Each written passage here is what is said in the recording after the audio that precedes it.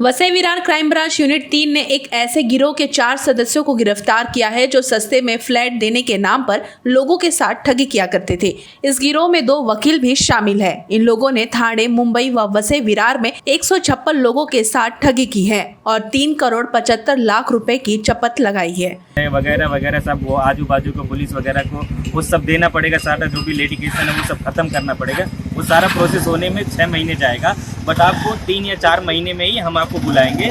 जब भी सब कुछ खत्म करने के बाद आपके नाम पर रजिस्ट्रेशन करेंगे। फिर इसके बाद जो जैसे कि 4 लाख रुपए देना था, 2 लाख पहले लिए, बोले जब भी आपके नाम पे फ्लैट कर देंगे फिर इसके बाद आपको 2 लाख रुपए देना। 1 साल पहले FIR लॉन्च की गई थी बिल्डर्स और विनर्स कंपनी के तरफ, जो कि हमें फ्लैट्स कम दाम में बेचे और ये सब सील्ड प्रॉपर्टी बैंक्स। उन्होंने कहा था कि ये फ्लैट्स हैं और उनके दाम ये, अगर आपको दिलचस्पी है तो हम हमसे संपर्क कीजिए। हमने उनसे संपर्क किया, उन्होंने हमें फ्लैट्स दिखाए। फ्लैट हमने देखे जो सील थे, उनके ऊपर बराबर जो है नोटिस लगे हुए हैं। हमने फिर उनको कॉन्टेक्ट किया। उन्होंने कहा आपको हमारे ऑफिस आना होगा, ऑफिस आकर हमसे आप मिले और पर्सनली बात कीजिए। हम उनके ऑफिस गए, उनसे संपर्क किया, बातचीत की। उन्होंने हमें जो भी कॉस्ट फैक्टर है या पैसे इन्वॉल्व थे वो समझाया। पूरा बाकायदा सब कुछ पेपर पे हुआ है, इसके डॉक्यूमेंट हमारे पास है। अच्छा, उन्होंने कहा अगर ये सब जो हम आपको समझा चुके हैं, फ्लैट भी दिखा चुके हैं, उसका रेट भी बता चुके हैं, आपने मंजूरी दी है, तो अगर आपको आगे बढ़ना है तो पहले एडवांस देना। ये हमारा प्रोसेसिंग फीस है। तो हमने सबने मंजूरी दी क्योंकि तब तक शक करने की कोई गुंजाइश नहीं थी या वजह नहीं थी। हमने उनको एडवांस दे दिया, बाय चेक पेमेंट किया, उसके भी डॉक्यूमेंट्स हमारे पास है। 20-25 दिन तक हम उनके संपर्क में रहे फोन पर। 20-25 दिन के बाद उनको जब हम कांटेक्ट कर रहे थे डेवलपमेंट्स आगे प्रोग्रेस के बारे में, तो उनके फोन सब बंद हो गया अचानक।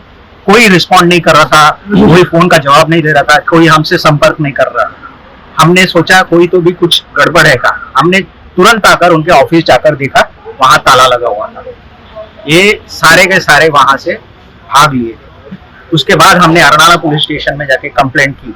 हम सब मिले साथ में। आज हम कम से कम 35 से 40 लोग साथ में हमारे ग्रुप में, जिनके साथ ये किस्सा हुआ। मुझे तो उन्होंने व्हाट्सएप से कांटेक्ट किया था, कई लोगों ने housing.com से उनको कांटेक्ट किया, ऑनलाइन भी इश्तिहार किया। तो कोई भी जिसको फ्लैट की जरूरत रहता है ना, कोई जो है ना साइट पे जाकर के क्लिक करते हैं तो उनको पास वो नंबर चला जाता है।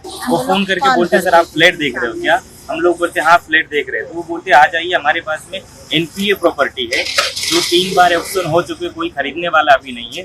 वो प्रॉपर्टी हम आपको आधे दाम पे देंगे। क्राइम ब्रांच को हम बहुत बहुत शुक्रिया, बहुत बहुत धन्यवाद देते हैं कि जो 1 साल में अरनाला पुलिस स्टेशन ने नहीं किया, वो 2 दिन के अंदर में ये लोगों ने करके दिया। इनकी मेहनत और इनका काम सराहनीय है, ये मैं बार बार। तो ऐसे हालात में हमारे पैसे मिलने के थोड़े बहुत चांसेस बढ़। तो हम यही अपील करेंगे जितना हो सके हम एक वक्त पे तो नाउम्मीद हो चुके थे, सबने आशा भी छोड़ दी थी, लेकिन आज कुछ उम्मीद है क्योंकि 4 लोग और गिरफ्तार हो चुके हैं और इनके जो ये भी पता चला है कि जो कहाँ इन्होंने पैसा इन्वेस्ट किया।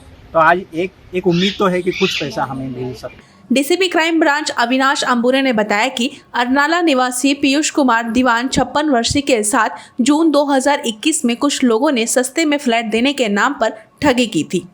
वसई विरार ये पूरे एरिया में 2021-22 में ये जो 4 आरोपी को हमने गिरफ्तार किया है, बेसिकली इन्होंने करीबन 80 लाख का चूना यहाँ के वसई विरार के जो लोगों को लगाया था।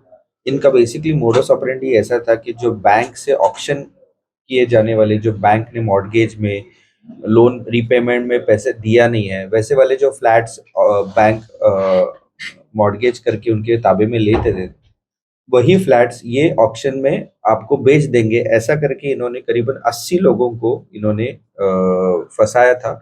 और इन लोगों से लाख रुपए 2 लाख रुपए ऐसे इन लोगों ने उसके एडवांस के तौर पे उनके पास से लेके 80 लाख रुपए अभी तक इन्होंने उन लोगों को, करीबन 45 लोगों को इन्होंने उनके पास से चीट किया था। ऐसी कंप्लेन पर से पीयूष कुमार जो दीवान थे, उनकी कंप्लेन पर से अरनाला पुलिस स्टेशन में 2022 में 28/3/2022 को ये ऑफेंस रजिस्टर हुआ था। उसमें 420, 406, 465 तहत और MPID के 3-4 सेक्शंस ऐसे तहत गुना दाखिल हुआ था।